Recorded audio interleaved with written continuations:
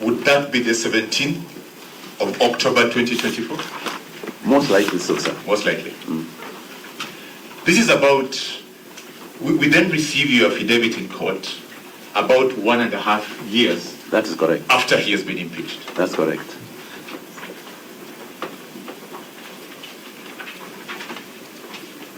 Now, going back to your evidence, and I'll be very brief, my lord.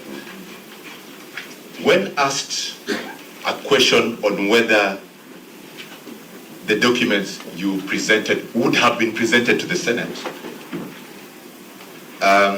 your answer was, the request has come now. That is what I had you to answer to one of Dr. Gikonyo's questions. Yes, that's why I'm here today. The request sir. has come now. That's why I'm here today, sir.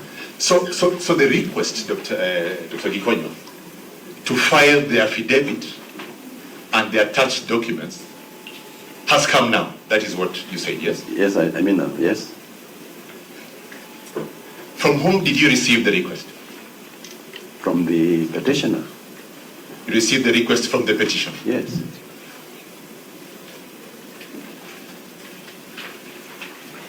Do you recall, do you know, when the petitioner first filed the petition? Might you know? No, I don't. And I'm not interested. You're giving evidence and you're not interested in the context of a petition in which you have no interest. Is that what you're telling the court? Yes, sir. I'm here purely on a medical issue, not on a court issue. That is startling, Dr. Ari, I must say. It means, in my view, you probably don't understand the reason you're here. But I will go on.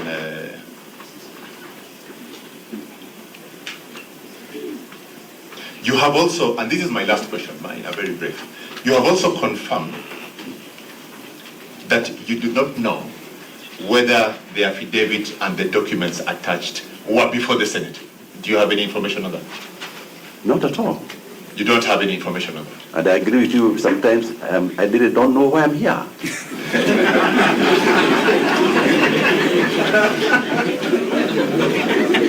Because my understanding is I'm here to answer medical questions about the petitioner in hospital. So, about law things and court and Senate, so I am ignorant. So, Dr. Gikonyo. Dr. Gikonyo. Yes, Your Honor. You cannot tell the court, from what I understood, whether the affidavit and the documents presented to you, sorry, the affidavit sworn by yourself on the 28th of April, were before the Senate at the time of the impeachment proceedings. I wouldn't know. And you only know. Your That's Honor, okay. I have no interest in those matters. That's okay. That's okay. We understand that you do not know why you're here. My Lord, those are my very brief questions on behalf of the Senate. I beg to. Thank you. Thank you.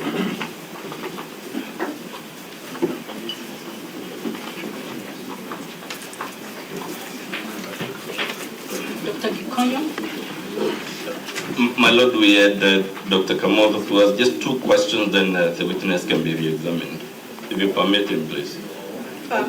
My Lord, there was no affidavit filed by Dr. Kamoto, and you have given directions before the commencement of this proceeding. Let Dr. Kamoto speak for himself. Dr. Kamoto, did you file any affidavit? Yes, my Lord, my lady. Did you file any affidavit? We have put our responses. We are doing a joint approach to this matter.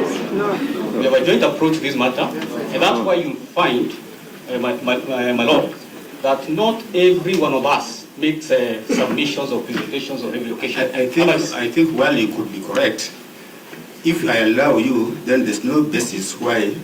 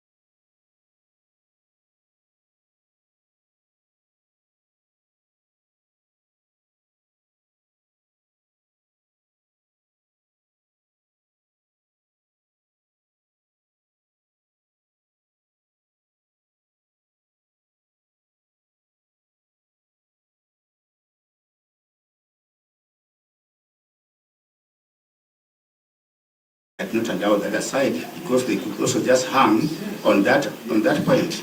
I think for clarity or purpose, I don't think it's fair to allow you to proceed. Very well. We are most obliged.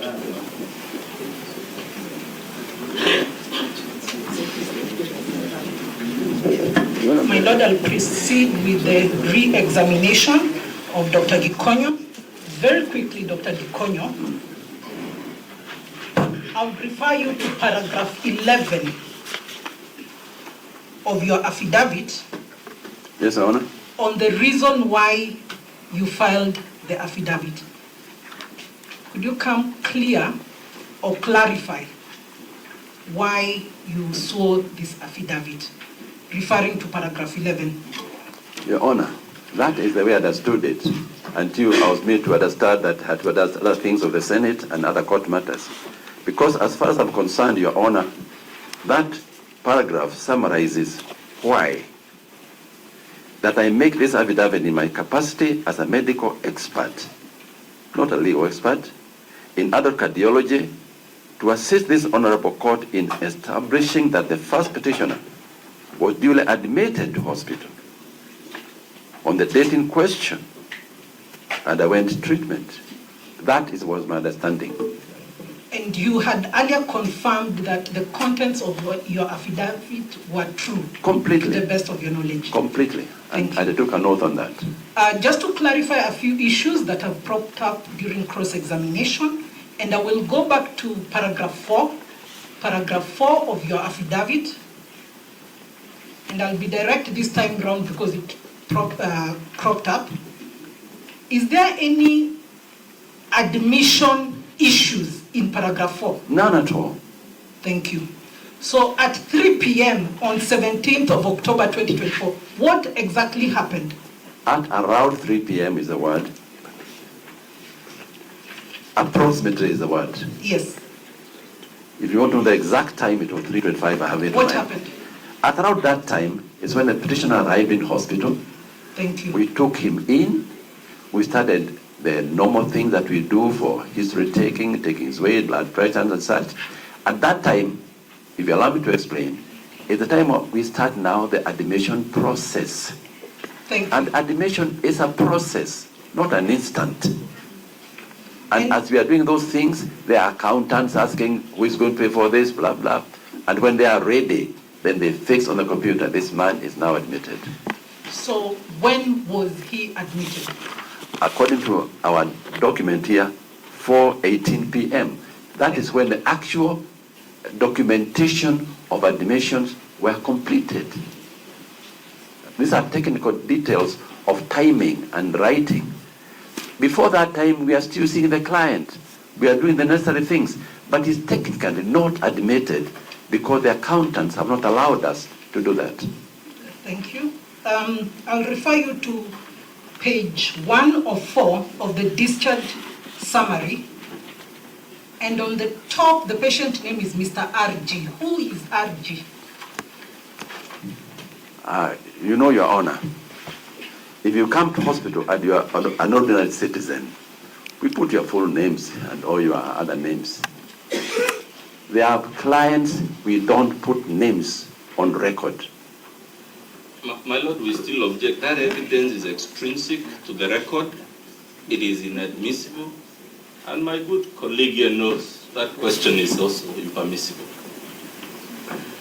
The question was actually raised in cross-examination, and what we are seeking is a clarification on who RG is. And Your Honor, I have said, our practice in a hospital to protect privacy, because these documents go out to hospitals.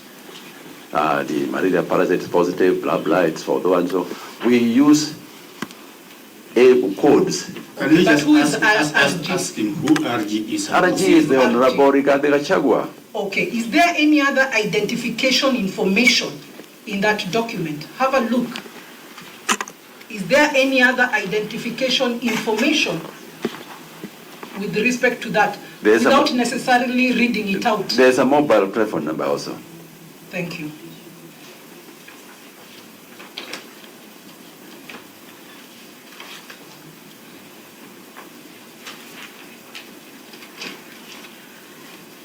confirm whether there is any discrepancy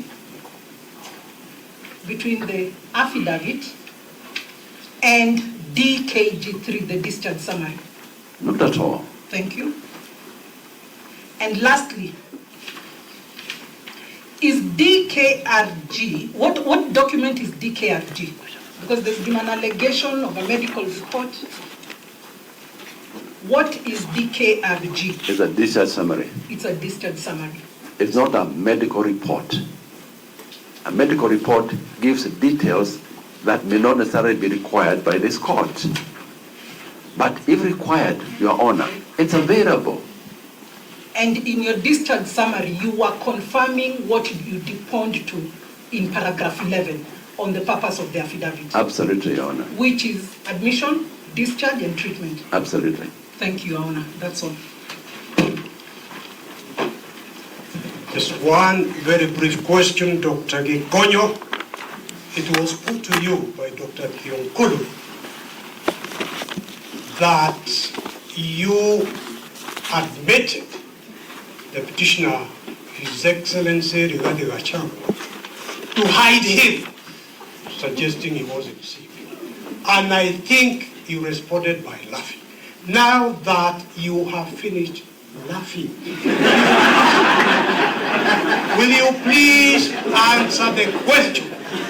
Was Rigathi Gachagua sick or not sick? Why are you hiding him in your hospital?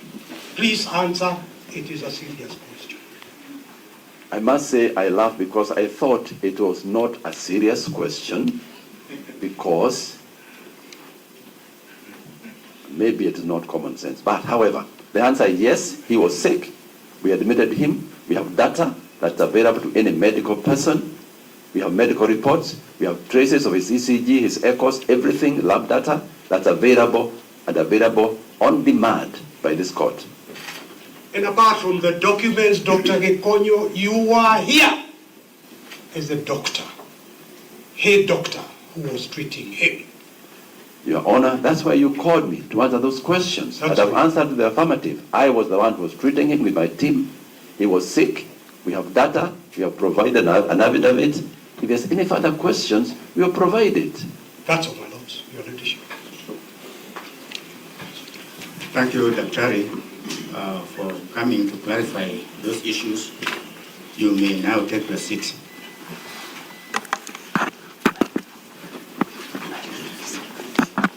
My lords, can Dr. Gikonyo be released as a witness? I would say that he can take his seat. Okay. He can be here or he can go home. Oh, okay. that is the only clarification I want. I don't think you'll be going home, you'll be going back to Karen.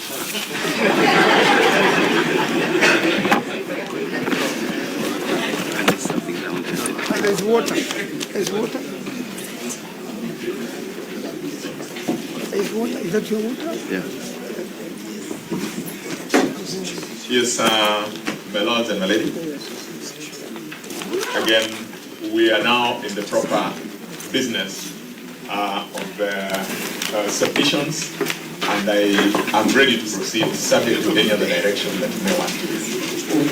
What is the kind of directions that you will be seeking in relation to procedure?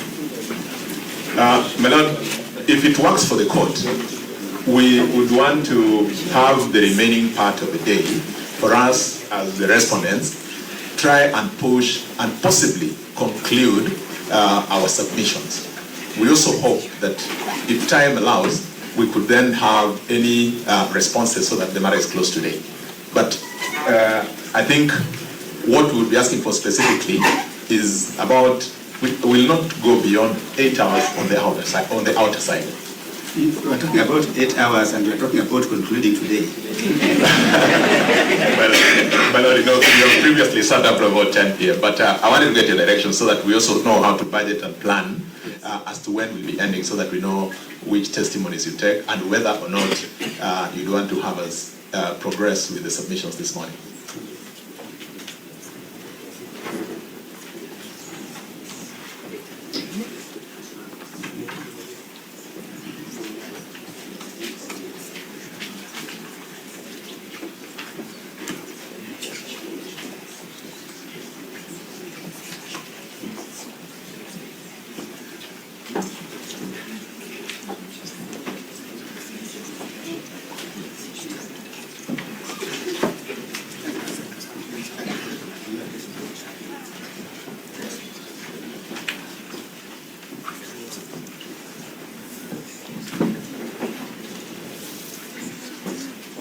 think, Mr. Gumbo, before we give directions, we probably want to know how many of you will be addressing the court and what directions do you require with respect to the cross-examination that has just happened.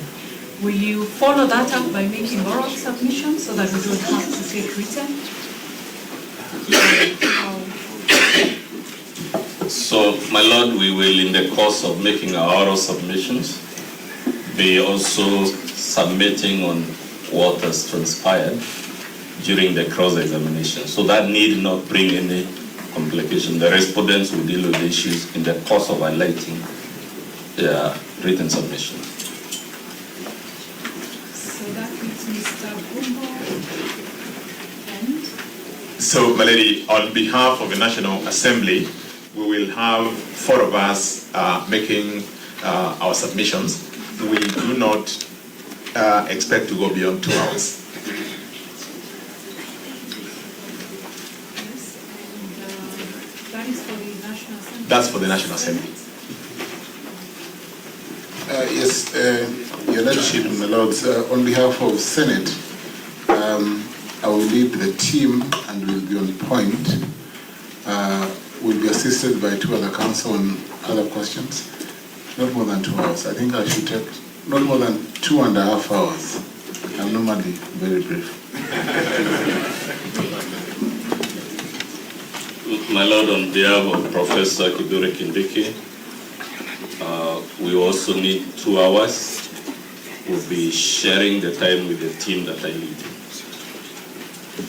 On behalf of the Attorney General, I wish to confirm that we do not wish to make any further submissions, as we believe that our submissions were clear and nothing we have heard since we made them has changed that position. Your Lordship, if I may, on behalf of the 9th respondent, we require about 45 minutes.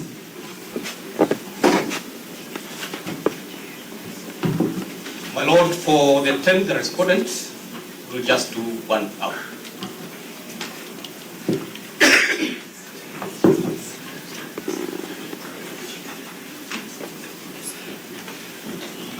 Okay. On the part of the commission, it will take about 20 minutes. Which commission? The IBC. The 16th. Lord, may I suggest that perhaps we start with the IBC, which is taking 20 minutes, and then we come to the parties who wish to take longer. And also wonder why my learned friend Dr. Tiankulu would require the same amount of time as a primary respondent. He is really an interested I think those submissions were being made on the light of the knowledge that I divided by half. I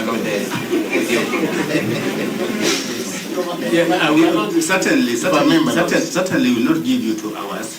I will not give you 2 hours. I will not give you 2.5 hours. But will give you sufficient time for you to make coherent submissions in this matter. Our only concern is parity of arms. That side took about 10 hours. 10 hours. So we'll be taking less, even if you add all the times that they took. Yeah, even when you subtract the half, they still took 10 hours. They did not, but we'll give you sufficient time. My Lord, for the record, for the Speaker, my Lord, my Lord will be taking not more than 30 minutes. That's 15, that's good. So can we have the person who will set the pace, 10 minutes, IEBC? If it may please you, my Lord, my name is Kibe Mungai. I appear with Mr. Kamwaro and Mr. Peter Koira for the 10th to 41st petitioners. We made our submissions on our petition last Thursday. My Lord, we are here for the simple reason that the following day, on Friday, the Constitutional Court of South Africa rendered a decision with regard to an issue of presidential impeachment that directly deals with part of the issues that was substantially raised on behalf of the first petitioner and by the 10th to 41st petitioners. A judgment that is directly relevant in this matter.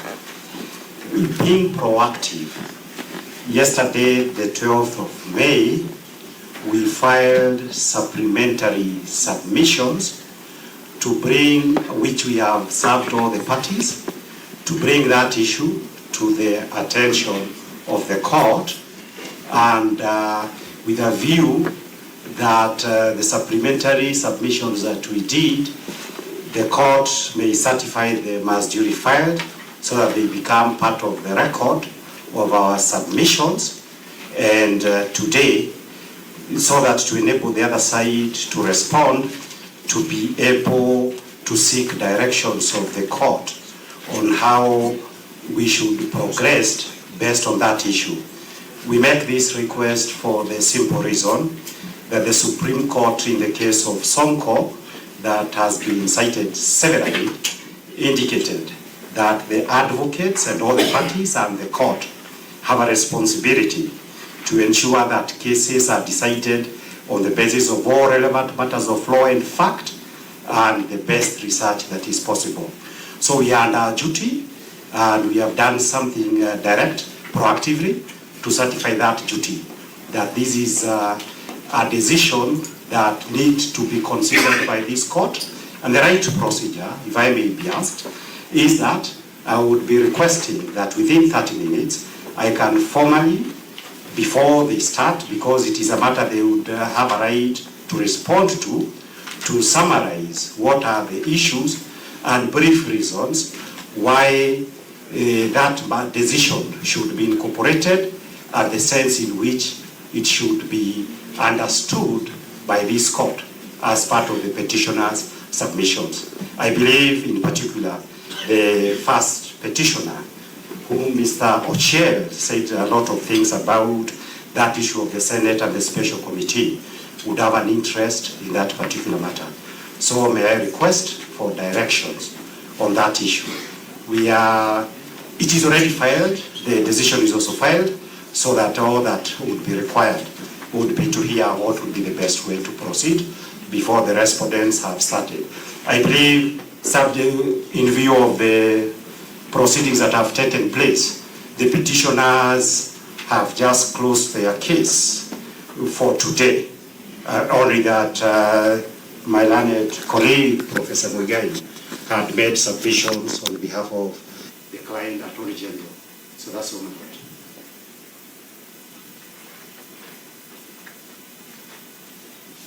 My lords, we became aware of this decision as soon as it was issued, and this is largely due to my younger learned friend who circulated it, and for which I thank him. It's a very weighty decision from the Constitutional Court of South Africa. It will be our submission. It is totally irrelevant. What I would propose we do, just like my learned friend Mr. Kibe Mungai has done, he has filed his own submissions on it. I would beseech my Lord to open the same path to anybody who wants to submit on it, and we leave it at that.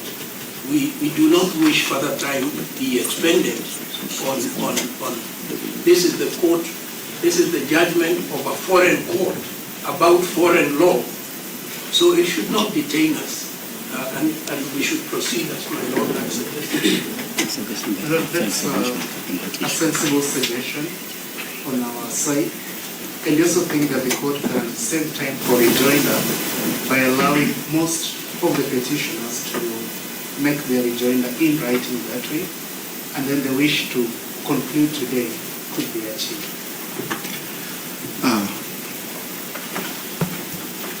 Mr. Kibe, look. It's just that it is irresistible for the first petitioner not to join issues, Professor Gikonyo Muigai, that this decision is utterly irrelevant.